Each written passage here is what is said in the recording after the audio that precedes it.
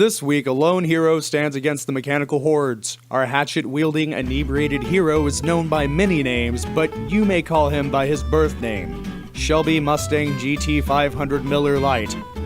Okay, I may have embellished the Lite part. We have a dream, we have an agenda, and we clearly just want to watch the world burn in a blazing ball of anarcho-nerd culture. It's Lose a Turn. Welcome to it.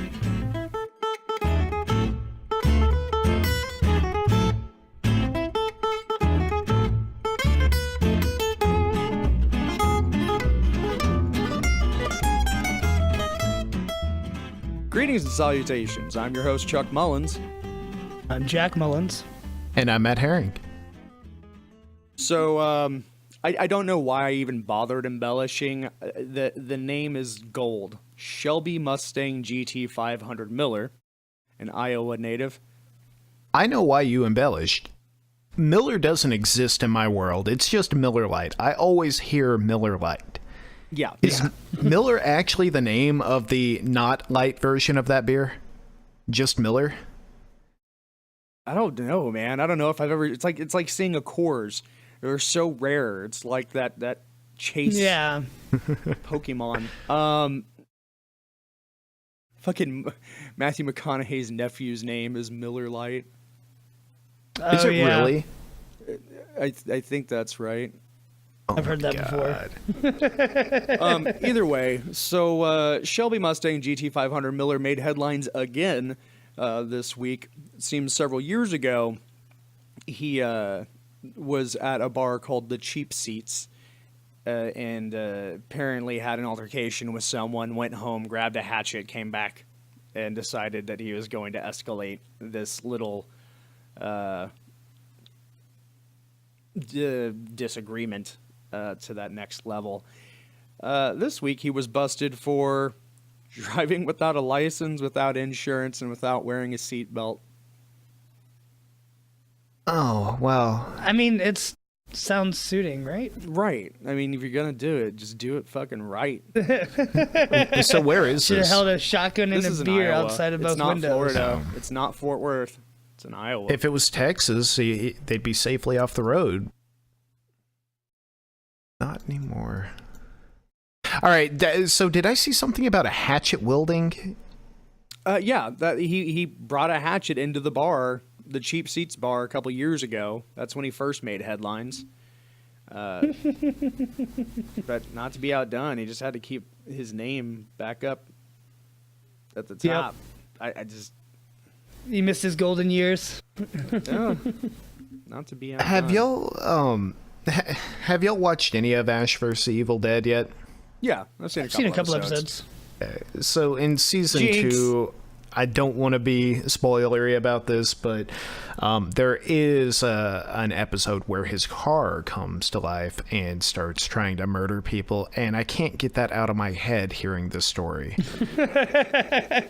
Yeah, yeah. The hyperlink here just says Shelby Mustang GT 500 Miller, Iowa hatchet wielding. And it's, that pretty much sums it up.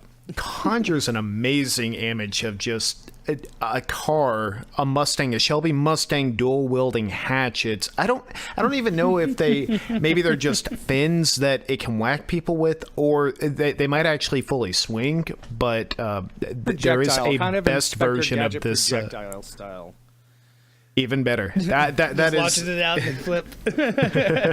Yeah, they're connected by a chain. They're Hatchetchucks. Yeah, there you go. Yep. Just right out the front of the grill. Yup. So Nintendo is officially moving forward with the Super Mario Brothers movie. They haven't let any of their properties be turned into movies. Pokemon is owned by the Pokemon Company, so since '93 when they decided to give it to old Bob Hoskins and John Leguizamo, and that was like the best movie ever.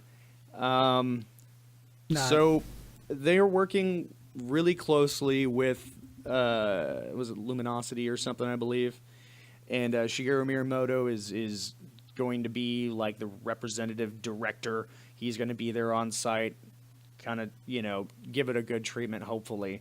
I don't have high hopes for it, to be honest, just because we've been burned before. Yeah. Nintendo flew too close to the sun, and we have to have realistic expectations here. But that's what sucks, because they really need to fucking knock it out of the park, because we need to get our fucking Zelda movie. We need to get, our Metroid animated series. I mean, they have so many choice properties that could be adapted to anything, and Netflix would fund half that shit. So they have to do this right for us to get what we deserve. So if I have to personally hold Chris Meledandri, the founder and CEO of Illumination, like if I personally have to hold him, I guess not hostage. That sentence got away from me there. Accountable. And I was like, hostage. And I just started thinking about Hatchetchucks again. Oh my god. Speaking of Hatchetchucks, let me just read this. It's a callback to a little bit earlier. Matthew McConaughey's older brother, Rooster McConaughey, loves beer and free things so much that he named his own son Miller Lite, spelled with a Y. Yeah, I forgot to say it was spelled with a Y. I did not know he his got name was a year's Rooster supply McConaughey. for free. Yeah. Fucking, that's the way to do it, man. I'm gonna go procreate and name them Jameson and Guinness. I'm gonna name my son crack cocaine. Is there a deal for me here? No. Oh god. Anyhow, so there's a fascinating conversation to be had about the viability in making good video game movies, because a video game is a story that is told without you don't build the character of the protagonist in a video game. The player builds that story. And so having an author and a storyteller come in and tell you the decisions that you made that built that world is almost always going to be off-putting to viewers. And your target demographic for a video game movie is the people that play the video games, not people who are new to the franchise. So it's kind of a very difficult proposition, and I'll be shocked if they get this right. Mario Brothers is slightly different as a platformer, but yeah, I mean, I think that I've been happy with all the cartoons we've had over the years, and even like Captain Lou Albano doing his goofy Mario dance like that. It was nostalgic to me, but I didn't mind the cartoons so much and all the terrible puns. Actually, you haven't watched them recently, have you? It's been like 2 years, I think, since I've revisited it. Let's ask Jack, who is probably the only one here who has watched a video game cartoon recently. How was Zelda: The Animated Adventures? I actually haven't watched that recently. I remember when I got that. I haven't dusted it off because I've been too scared to put it in and check it out. I am way too scared. I don't want to hear the excuse. Don't you dare! Don't you do that! No, princess. We want to keep listeners, Jack. We have intentionally not done that every time we brought up the animated series. It is the worst. A funny point is whenever I grabbed you the Animated Adventures DVD, I also grabbed Dragon Ball Z Evolution. Oh, right. And I too was far too scared to actually open it up. And about a month ago, I was over at Matt's house, and I brought it just to like prove I've got this evil, awful thing. It exists. You feel the evil like radiating off of it. So that time I went so far as to actually open up the little box that it was in. The DVD was fucking glued to the box. So I was safe. Oh my god. It was glued into the box, so I couldn't even watch it, which thank you. Thank you, sloppy, lazy, drunk person who showed up to work late that day. You did me a solid. Well, and glued to the label side, too. That DVD is worthless to anyone. Yeah. Yep, now it's garbage. In every respect. So yeah, it goes exactly where it belongs. The good thing is, of course, with this Mario thing, it is going to be an animated feature. There would be no hope for it if they tried doing live action again, unless maybe they gave it to Uwe Boll, that sack of shit. But more from Mario, we have Mario Kart heading to the mobile devices soon. This has kind of been a big thing for Nintendo over the last year. They've always been very, very, I don't want to call it selfish, but they've been definitely not comfortable with their properties leaving their consoles Right. and their systems. They've managed everything in house. They have, I mean, I'm not going to say mistreated, because I mean, okay, they've mistreated partners and other companies that they've worked with in the past. So you know who they've really mistreated? Mario RPG. That game needs a sequel. They need to make more like it, and they haven't. Paper Mario doesn't count. No, it doesn't. It does not. No. And Mario if they're done RPG with was a it, at phenomenal least game. give me an official port over to Android or iOS. Yeah. Well, you know, we may be seeing that if they're. Well, I don't know. Are they really doing any ports? It seems like they're all doing new content and working with other companies, because they have the Super Mario Run, the Fire Emblem, whatever it's called. Heroes. Yeah, and then they just had the Animal Crossing game. So they've had a couple bombs. Like, I just uninstalled Miitomo, and they apparently just announced it as being dead in the water as well. I think that's what it was called, Miitomo. But we are going to get a Mario Kart released next year for Android and iOS. I'm excited for it. I'm really, the one thing I'm really worried about with this is the controls, the control aspect of it. And I assume agree. it's probably going to be like a accelerometer tilt based, with maybe an additional, like if you tap, you get to a drift. I would or hate that. Does something. anyone actually like that? When they came No. out with the Wii Wheel for Mario No. Kart 8, it was terrible. It was Isn't one of the it? Yeah. worst things I've ever tried to use. There's a way you can set the gamepad controller to also be accelerometer based, isn't that right? yeah. Yeah. The Yeah. the only No, it's time total that's fun garbage. is if you've got a group and everybody in that group is drunk and everybody in that group has to use that. Right. It's but it's gimmicky. It really is gimmicky. No one Oh, yeah, wants to absolutely. play that way. It's silly. I don't know why they keep trying to force that down our throats. I'm sick of it. Please stop. Nintendo don't.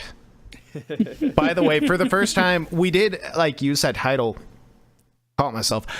We used that title one time for an episode. LAT does what Nintendo don't. I actually heard the original commercial that I came did- from this week. I yeah. did too today. It was. Yeah. It's upsetting. I How'd can't y'all believe hear they it did that. today? It was the old Sega commercial, I think Yeah. it was. Yeah. It was like Yeah, Sega absolutely. does It what just- Nintendo don't. It was just just on keeps my saying feed randomly. Genesis does. Genesis Oh, yeah. does. Genesis does. And then finally at the end, processing. Genesis does what Nintendo don't. So this call just froze on me. I hope I'm not interrupting anybody. No, you're fine. So speaking of other mobile games, we have Final Fantasy 15 Pocket Edition coming out 3 days after the release, 2 days after the release of this episode, if I'm not mistaken. February 9th. Oh, cool. So you can go ahead and pre-register if you want to in your app store or whatever, and you'll just be notified as soon as it is dropped. It's an ambitious project. This is the full game, right? This is the full game, not including DLC, and I don't know if they're ever Right. going to port over the DLC, but it is the full game. The only thing that they've really done is chibi up the characters to make them less, resource intensive and to make it even work on Right. the phone. But you know what is a brilliant thing they're doing, because they were already talking about how they had to go from the ground up and redesign the engine to even make the idea of a Switch port possible. So Oh, while yeah. they're at it, just keep Yeah. swapping out the basic mechanics, and you can port it to damn near anything. So I just cannot wait to see a chibi chocobo. My heart will melt, Yeah. and I will die happy. So yeah, That sounds awesome. February 9th, pre-register for that shit. That's what I will be doing. I'm not sure if I will. There's again, controls. On a phone, I'm not sure if I am going to like the controls. That game seemed to have a lot going on. Yes, Yeah. a very complex fighting system that did require a lot of buttons. And button To the point where playing on the combinations. Vita, is that what it's called? Yeah, playing on the Vita even was not ideal, just because your R2 and L2 and your L3 and R3 were used very frequently in that. And it is a pain in the dick to do any of that on a Vita. I really don't know why they weren't able to design the bumpers on those. That being said, you can get a excellent, Bluetooth gamepad and just sync it to your phone, man. That's what I do. Oh yeah. Did you just Not a bad idea. dad joke reference the beginning of the episode? An excellent. I'm not sure whether or not I should say that's intentional or not. Is this going to award me points or bite me in the butt? It was an accident. It was an accident. Chuck and his axes. The axe Chuck. Anyhow, so I am excited to see that game, but I also didn't get the Razer phone, and so I'm not even confident that my phone would be able to play the game to begin with. At least for more than 30 minutes, and 30 minutes of low FPS at that. Yeah. I mean, it's definitely gonna need a decent phone. I mean, I've got my Edge 6 Plus, and I'm so close to just getting an 8. I am too. I don't know. So Atari is working on a Pong game show. A television show based off Pong. A game show, specifically. Isn't that just tennis? Or even, table tennis? I'm actually imagining, what is it, Red Rover? Okay. Will you please come over? And just throwing someone back and forth between groups of people, which that I might be into. Like, a classic Japanese game show style. Yeah. One Each person player just has to consume a gallon of sake. Maybe there's match. ice on the ground, and they aren't given skates, and they're just constantly pushed back and forth by 4 other people on each side.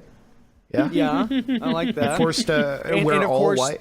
their butt is exposed naturally. That you can't have a clothed butt Of course. on these Japanese game shows. Now, where does the public nudity fit into this? I mean, Like, first team to 10 has to walk the other team on leashes throughout,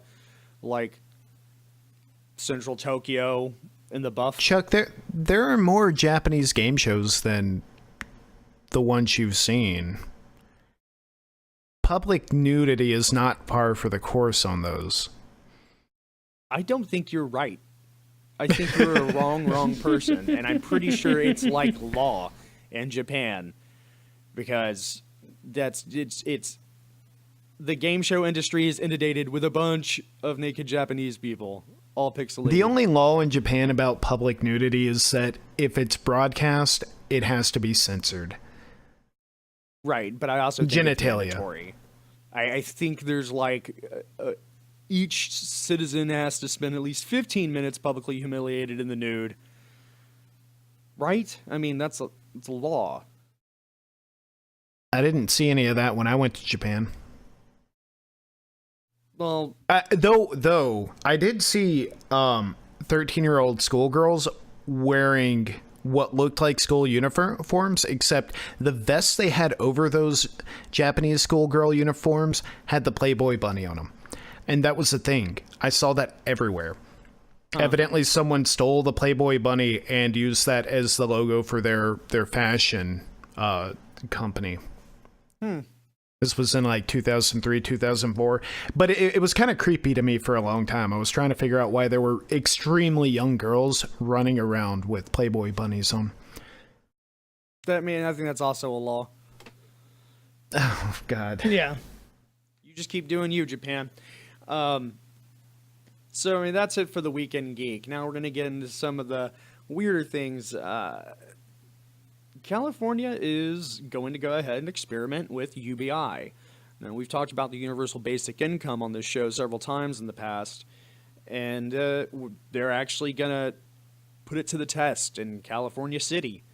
So they're starting out by giving low-income residents. So there is a qualifier there, $500 a month, no questions asked. So, and after a couple months to get this, we'll see whether or not, the theory is proven true that this actually stimulates the economy and creates jobs and is a better use of funds than, funding corporations. Now, is this anything like I've heard, at least in the past, like I think Australia, when they go through kind of like a economic crisis or like a recession or something like that, they actually give all their citizens some amount of money, like a couple $100, $8,000. No, they just have Paul Hogan give everyone a hug. They just have Crocodile Dundee go to your door and give you a hug and a Foster's. That's it. Chuck, I gotta ask you, not to get political, but you said give money to the people rather than funding corporations. What corporations get funded by the government? Doesn't that transaction normally happen the other way? I mean, the government's funded by taxes all around. Okay, you're definitely not wrong there, but I don't know. So I'm actually really interested to. No, I'm really interested to see how this goes, though it's not a good test because the cost of living in California is such that $500 a month is a drop in the bucket. Yeah, absolutely. That is true. I mean, hell, even in Houston's pretty friggin' cheap, and that $500 could help, but you still need more income. Like, for the most part, unless you're just renting a room. What I'd love to see is California make a deal with Michigan and say, we'll give Detroit residents this UBI, and we will receive, all your sales tax for the next 10 years or something like that. I'd be fascinated to watch that to see if the city started recovering, what would go on. I'd grab some popcorn and like a blanket and cozy up and just start skimming through the news every day for Detroit. That'd be really fascinating to me. I mean, but why would California do that? That's because I mean, you've got a fairly left-leaning political sphere there, where a lot of the representatives do lean left. There is a certain socialist tendency and socialist voices that come out of some of those representatives. And if they could prove anything remotely related to a communist or socialist structure working, which UBI really is not, but just having some sort of proof of concept would be great political fodder. It would. I think they're more concerned about their own backyards. I don't think they're humanitarian. I mean, granted, California has a lot of problems going on right now, so they can't be that altruistic. But there are constituents that would be very on board for, like, hey, yes, let's do this. Let's get a proof out there that's worth the investment. Sure, and I do think that... Not to say that would happen, other than the fact that, yes, it is an investment in that you're taking the, sales tax from a place for the next 10 years. I don't know if you could even structure that fairly. Like, how would you enforce it? I don't think you would be able to, other than by agreement. Another weird societal experiment in the works over... across the pond, as they say, a company by the name of TMI. Yes, TMI. That's already too much information, Chuck. I know it. It's a privatized police Jack, force. that's one. That is. It's the UK's first privatized police force. They have a 100% conviction rate. Over the last year, I think they've only been in operation for a year now. They have more than 400 criminals that have been successfully prosecuted. They pay their officers more than what the government-funded police force is making. They have better equipment, better weapons. the ability to actually perform stealthy investigations and be kind of superheroes. Unfortunately, they're spending most of their time, with the highest bidders. So most of their work is coming from, the exceedingly well-to-do. But they're suggesting that there will be a 2-tier privatized police system in which, of course, the highest bidders get, cops that meet them on their way home and follow them home and check their neighborhood every X amount of time. And you get a personal phone number of the officer so you can just call them and whatever. And then the second tier for all the rest of the garbage people that aren't rich. Nice way of putting it. I don't really know how they plan for that to work and it actually be effective for, people that don't have that lavish income.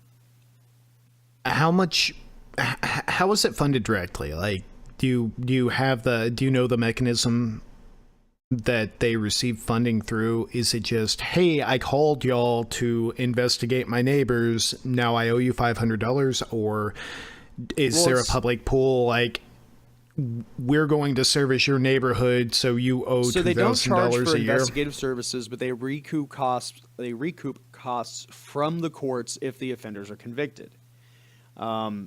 And right now it says that they cover up to 250 houses in these 3 specific neighborhoods.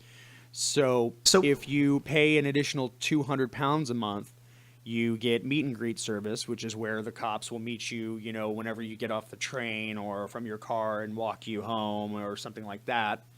So that you have a police escort. And so that's an additional service you can get. That's it? Or £200 a month. Mm-hmm. That's actually not expensive to have a bodyguard to and from. Yep, and you get that hotline. Yeah, it's you not call bad. them up, and they say they have a 5-minute response time. And that's better than our this, place in some places. Yeah. Oh yeah, absolutely. And the head of this whole organization is retired Scotland Yard detective chief inspector. So he, did his whole stint in the government funded police force. So it's interesting, and the honest fact is that the police force in the UK right now isn't able to spread their resources any further. They've outright stated that they aren't able to even follow up on shoplifting just because they don't have the resources to do any of that. So I want to ask a few questions about this. And actually, California is in a very similar situation to what you just described, where there have been some public statements made where, hey, if your car gets broken into, sorry, we will never be able to follow up on that. And so there has been a rise in car break-ins in some parts of California. That's exactly how Fort Worth was. We had a gang of car thieves coming through all the surrounding neighborhoods night after night after night. Video footage of these people stealing stuff from people's yards and stealing guns and shit. Anytime, and everyone would report it, and there was a significant lack of response. The only time we ever saw like a cop on patrol was for someone had shot 3 kids at the skate park, so we finally got to see a cop patrol. It's insane. And so there are, the arguments kids all for. survived, by the way. I don't want to bring us down. Oh, thank God. So, Okay. I was trying to just ignore what I had just heard. Yeah, there are some arguments for private police forces because in some cases they can be funded better, and in some cases they can, even though that neighborhood's not paying me directly, there's a high chance we got an idea that there's someone over there. We think we can catch him. We can go outside of our jurisdiction in ways you might not expect us to. And so I don't think of them as money grabbing. They got to make a living too, and they're helping secure a community as long as they're following agreed upon processes or an agreeable process to the community that they're serving. Yeah, I mean, right now they're also working on 3 different murder cases that the cops were unable to follow through on and see to a finish. So, and with their 100% success rate, if they're on that, Right. I mean, Now that's good. the part that's kind of dubious. That's suspicious. That is the part that makes me think, oh, they're gonna tell you to screw off unless they get a pretty clear picture of what's going on and have some really good leads right off the bat.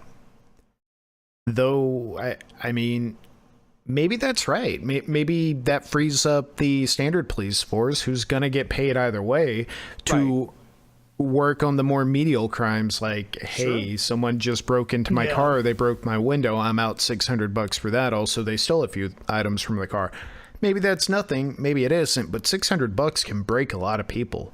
Yeah, but I mean, whenever the next company comes up and says, yeah, we're just as good as TMI, but a little bit cheaper, then they're going to have to start providing better services and having better records of not turning down, serious, crimes. So I think because this opens up for so much competition, that hopefully the little people won't be just the rubble on the ground. Sure, absolutely. And there is an intrinsic value that they can offer that, again, if they go back to that model of talking to neighborhood associations and saying, hey, we're going to service your community, do y'all want in on this for us to be dedicated? Well, if they pay that £200 a month fee, then we'll walk them home or whatever. Drive and them we home can in cars that have Hatchetchucks. Well, and just at that point they can show, here was the crime rate before we started doing this in other communities, here was the crime rate after. Yep. Even if we aren't stopping people, we're doing you a service here. And if they're getting their funding from rich areas by doing that, I don't see a problem with it. I don't either. That's a great way to pull money away from the rich and get it into other people's hands. Yep. So, we, of course, are doing our best to race against every other nation in the world to ensure our mutual destruction by creating more and more powerful robots and AI and stuff like that. So, we now have a robot boat in our Navy, a drone ship that is crewless, that has been under severe testing for the last 2 years and is now like, okay, we're going to go ahead and put this into use. So, you know what? As long as they can protect me from the sharks when I go snorkeling, I'm cool with it. Yeah, give Darpa all the money. What? It's Darpa, right? Darpa, yeah, not... Okay. Yeah. So the Sea Hunter, it concerns me that we're just going to take a military vessel, throw it out in the water, and be like, oh, we can control it from here. Nothing bad could go wrong. Oh, wait, it's remote accessed. It's got a pretty huge attack surface area, honestly. But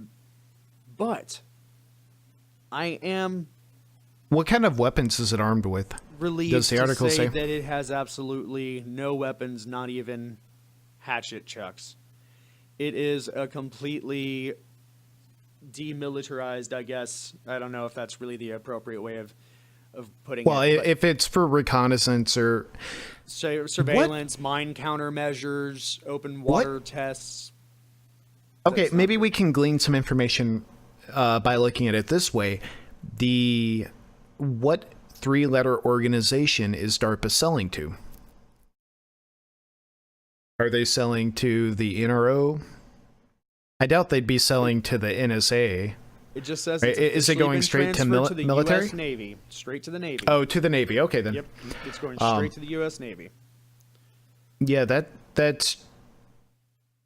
be good for them. Yeah, I using think it for so. reconnaissance, spying, collecting information, or to check for mines. Good idea. Now, I was if it greatly can relieved get up when out I of heard,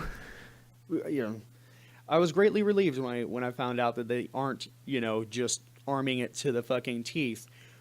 But our friends in China don't quite have that same philosophy, it would seem, because they just decided they're going to put AI into their nuclear submarines. The Nice. justification being this will help with decision making. Again, same question. Armed submarines or not? I mean, isn't a nuclear submarine kind of... Nuclear powered. It's powered by that's all it is? nuclear reaction, generally speaking, yes. Okay. Yeah, you don't want to carry nuclear weapons underwater.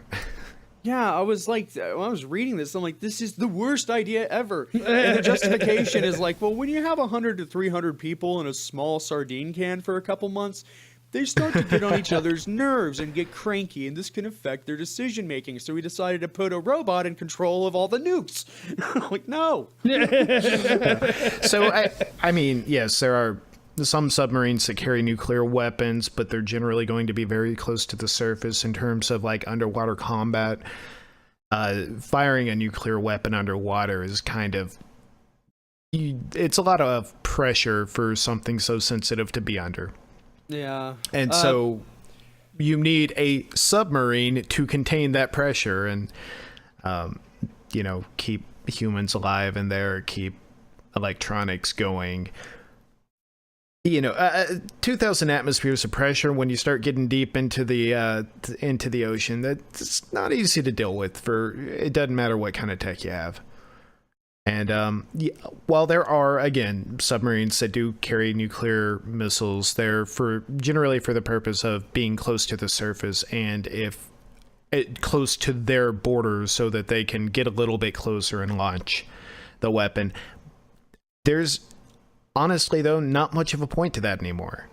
Generally speaking, you can do land-to-air missiles that will go as far, don't have to deal with pressure differences or anything like that, and those are nuclear missiles. You don't have to move it around, you don't have to risk a leak or something like that contaminating the ocean. So why bother anymore? Yeah, I suppose you're right. So it looks like they aren't being completely insane when it comes to weapon development, unless you consider the fucking giant trillion-watt laser they're developing that will blast through space. Like, just destroy space. Okay, I'm interested. And the crazy person in me wants to... After the... Oh, CERN, what loop? The loop. What's it called? Someone oh, guys, come on. Collider? What? Yes, the Large Hadron Collider. After CERN developed that, and there were rumors about, this can open up a black hole and destroy the Earth, or it might destroy all of reality.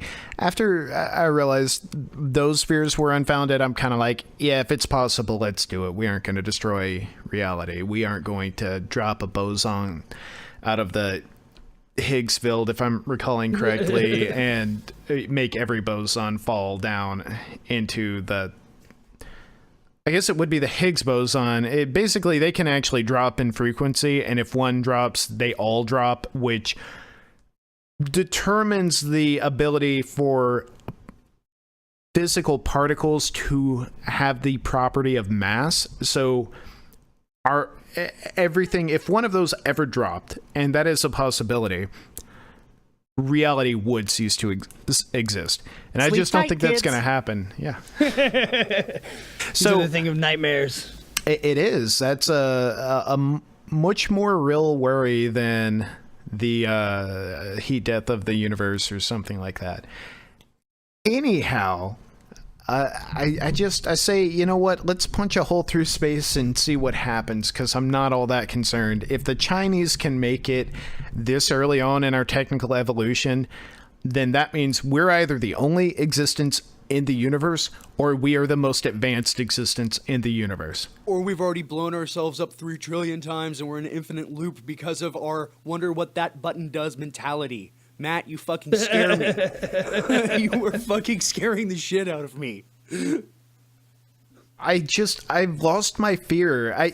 There is no reason to be scared of things like that. Okay, nukes happened. They didn't destroy reality like we thought they would. We'll never press that button again. We know what's going on, or I hope no one ever presses that button again. I'm not advocating for pressing the nuclear button again. I just don't think we're going to destroy reality. Now, I am a little bit worried about, well, how do you actually punch a hole in space? And it seems to me one of the few ways to do that would be to, if it's a laser, you're building up energy, and energy is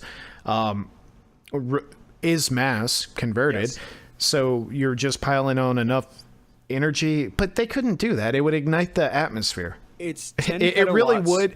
It would turn the Earth into a rocket, and it would ignite the matter in our atmosphere, turn the Earth into a rocket, and like we would be cruising out into space. It is infinitesimal, the length of time that it is on. It is 10 petawatts. That is 1,000 times the power of the world's electrical grid. All of it. Oh yeah. So like if they were to shine that on the moon would become a rocket. Yes. Basically, the moon rock would turn into plasma. So that's what Randall Munroe talked about this in his book. That What sounds If. like fun. Yes. Yes. So that's my concern. We may not blow ourselves up, but what if, like, okay, I wonder what this does, and we just obliterated the most, like, advanced culture in the universe 10 million miles away? I mean, Well, and we I don't know I sound the like a impact crazy- of this shit yet. Whenever we started fucking with radio waves, we were just loud assholes announcing ourselves to the universe, and that information's still traveling out there. I mean, we've been quiet over the last few years, but fuck. Okay, I know I sound like a crazy person, but again, Yes. there actually is some sound reasoning in the background to all of this that I don't always make y'all privy to. One being that the device that sends out the laser, is not durable enough to sustain that amount of energy. It just isn't. Matter is not. That's my analogy to, hey, let's ignite the Earth's atmosphere. That's what would happen if you sustain that amount of energy for any length of time. And so you're talking about this happening for what, a petosecond, a nanosecond? This is really great for making, there are certain structures in the pursuit of nuclear fusion, which I'm sure that's what this laser is going to be used for. You can make very sophisticated coil structures that have special resistive and capacitive properties to heat up for a fraction of a second to We're talking start about less than a trillionth of a second. Right. Okay. So yeah, that would start a fusion reaction that could be contained, and Sure. a fusion reactor that's amazing. Harnessing nuclear fusion, that is the grail of science. That's what we want. Absolutely. So I'm So you don't all sound for crazy. I know that's. It just sounds so fucking alarming. I mean, it really does. Yes. Yeah. They didn't bury the lead. I can at least say that. But no, I mean, Who wrote this? What outlet did this come Daily from? Star. Daily Star, you got a point from Lucid Turn. Congratulations. You're That's the 1-0 compared to everybody else in the world right now. Well, I just love laying these truths on you guys, but I want to see if you can tell when I'm bullshitting you. Are you ready? For Stranger Than Fiction? Yeah, sure. Yeah, sure. Fucking. I feel like this entire show is me telling when you're bullshitting me. Yet I always lose Stranger Than Fiction. This isn't. You won last week. I did win last week. Okay, This I'll is stop. also my chance to I'll stop redeem being. myself. We're winner. I'll stop being persnickety. You know what, Jack? I'm sorry. Let's do this. Let's go. I'm ready. I'm excited, Chuck. I'm gonna beat that ass, Jack. All right, Matt. I'm gonna hand it off to Jack to see if he's gonna set the tone for you correctly. All right, Jack. During the creation of Mario Tennis for Mario 64, for Nintendo 64, excuse me, there were plans to create an evil Peach, Waru Peachy.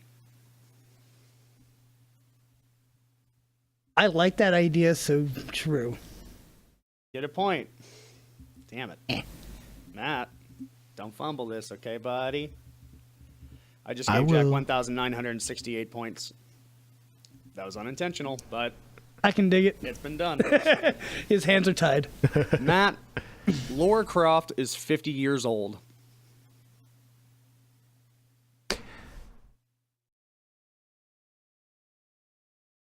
I thought she was actually older, but true. All right. Yep, she was born in 1968. Good job. All right, Jack. Let's see here. There's a secret. No. Shigeru Miyamoto has said that Navi is jealous of Zelda and has feelings for Link. False. True, he did say that. Hey, listen, Matt, you have a chance. All right. Did Jack miss another There's Zelda a question? secret ending in Silent Hill 2 that the protagonist discovers at Yeah, the true. end of all the events in the series. I said true. And Dark Story were being controlled by a happy-looking dog operating a computer with several levers and buttons. How many times do I have to say true? There are like 9 secret endings to that game. Including the happy dog ending. Okay. It's a happy dog doing it all.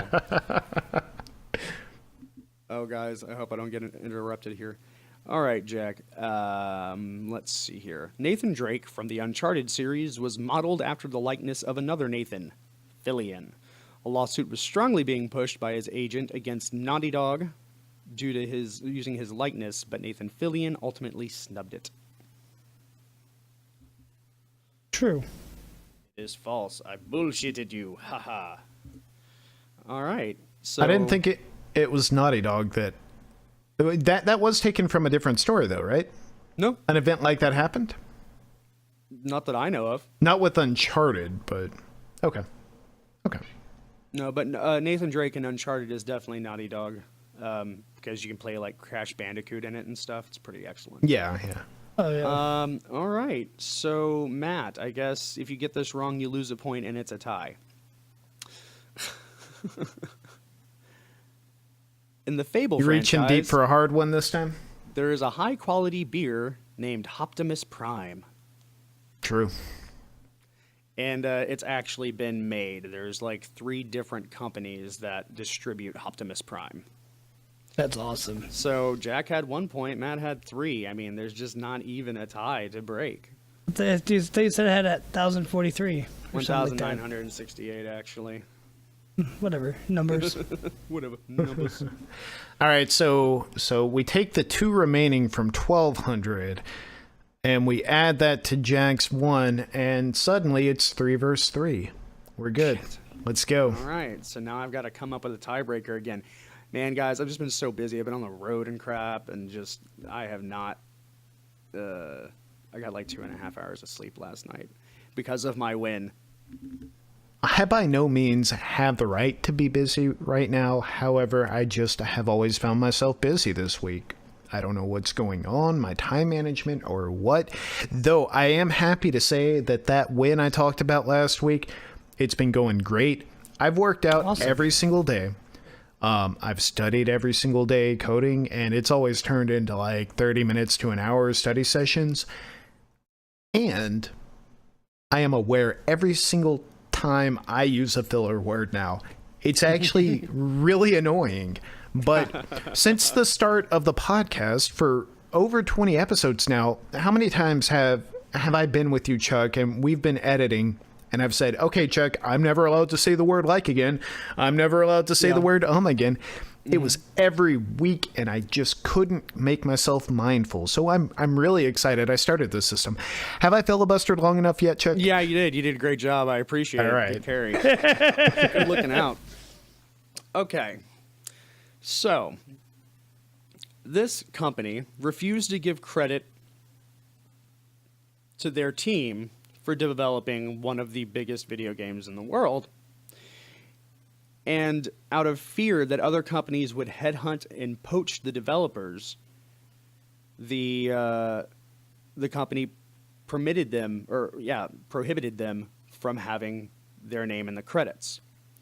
The lead developer was infuriated by this, so he created a special credits screen. When you start this game and you see the team presents, all the developers' name are listed in black text on a black background. If you enter a specific cheat code, the background changes to white, revealing all the developers' names. This seems like a Rare thing. Raresoft? No? Something from Sega? It's got to be a video game, right? Sonic? Yes. It was What? Sega for Sonic the Hedgehog. They didn't want to list any of the Sonic team's names. Yuji Naka hid each of the developers' names in a secret screen that can be shown through a cheat code. Nice. Get it? I thought I've heard that before, so I was like, right at the beginning, I was like, I think this is Sega who did this for Sonic. Yeah, man, just in doing the research for all these facts, man, it's just kind of devastating seeing like how hard some of these people have worked and how little they've gotten in return. Just the working conditions they're in. It's kind of depressing. Like, I love fucking video games, man, and this stuff, like, I don't know, I live for it, but now I'm like, no, man, you guys take a break. I don't need another game this week. Y'all just chill out. Yeah. So, gentlemen, do you guys have any wins?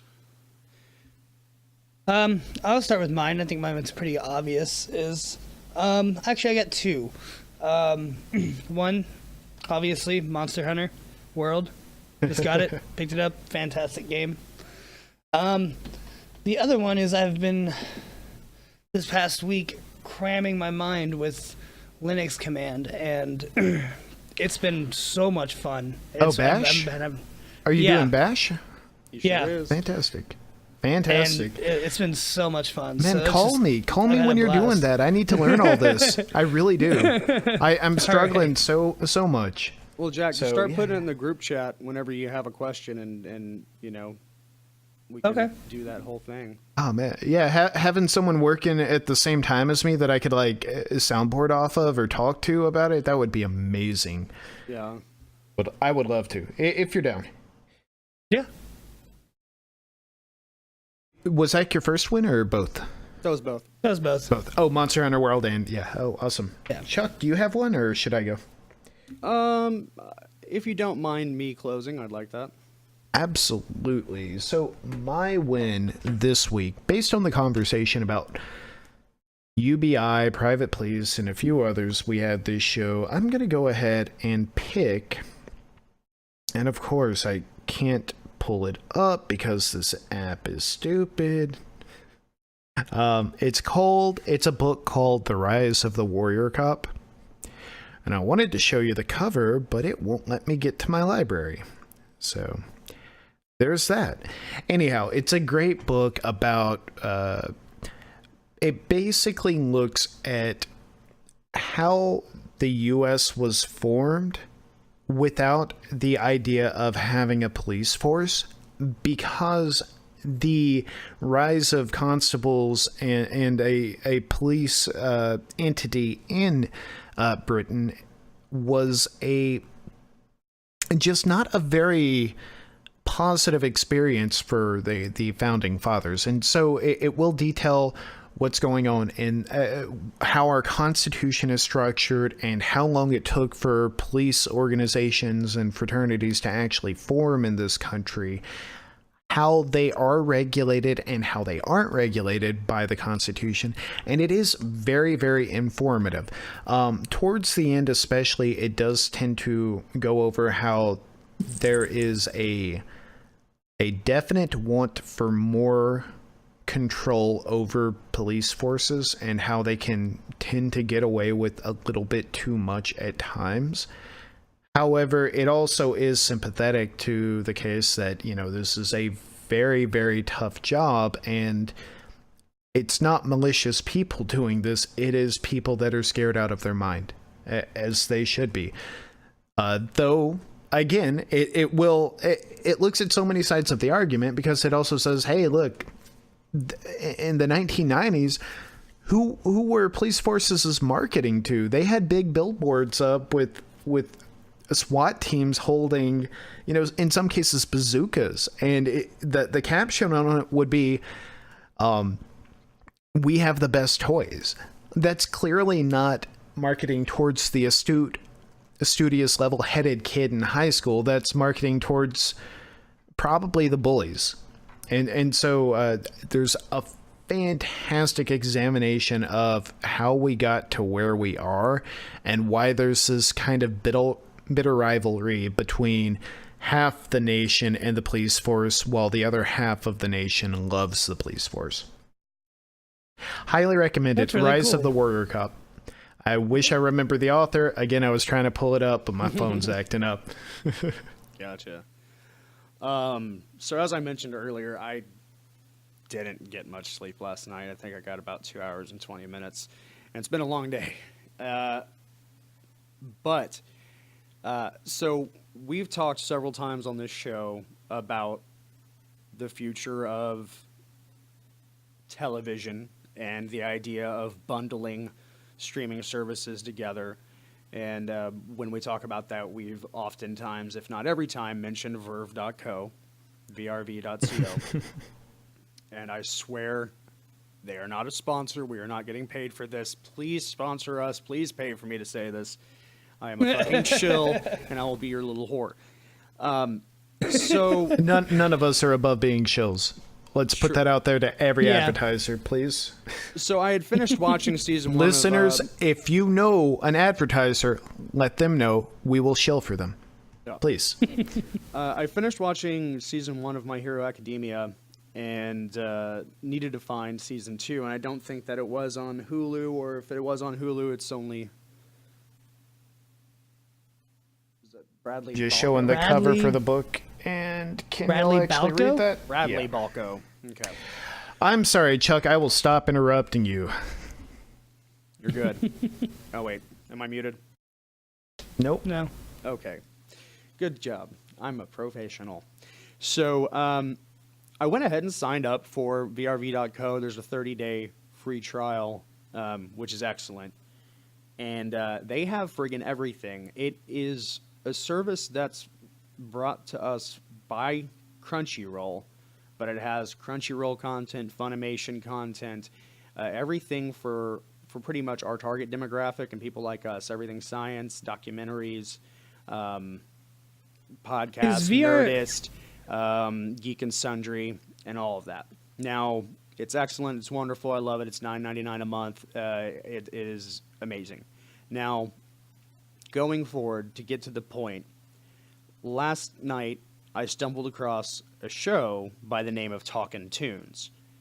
And I believe it was probably 2 weeks ago when we started talking about how Hulu is doing Animaniacs again, and they've got 2 seasons. And I think at that point I started gushing about Robert Paulson and how such a amazing, how many amazing characters he's been in, for our childhood and stuff like that. Either way, to get to the point, he apparently has been doing a podcast for the last several years that I didn't know about by the name of Talking Tunes. And the Nerdist picked him up and turned it into a TV show. And there's, I think, 29 episodes right now. It's released weekly with, a season break. So they just started season 2 a couple weeks ago. In each episode, Robert Paulson brings on various voice actors and voiceover actors or other talents tangential to that and interview them, plays some kind of improv games or character reading with them.